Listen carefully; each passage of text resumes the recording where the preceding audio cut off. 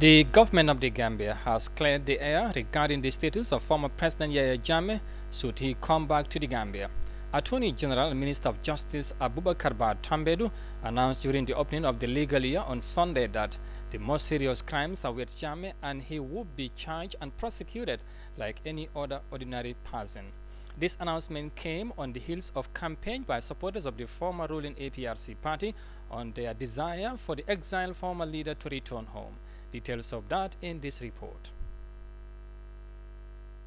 Justice Minister said Gambia's exiled former President Yahya Jammeh will face immediate arrest and will be charged with the most serious crimes anytime he comes back to the country.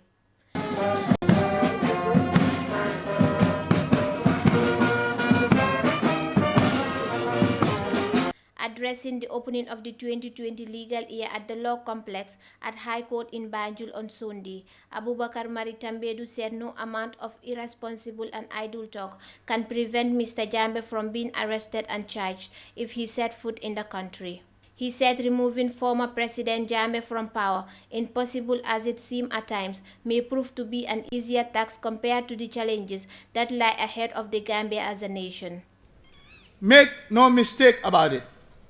Barring any findings or recommendations of the TRRC to the contrary, if former President Yahya Jammeh ever comes back to this country, he will face immediate arrest and charges of the most serious kind.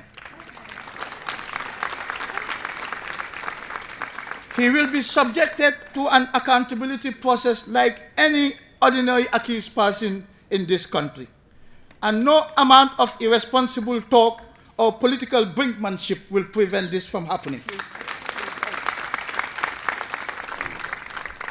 Justice Minister Tambedu further said the country still have too many challenges that cannot be resolved to the satisfaction of everyone in just 3 short years.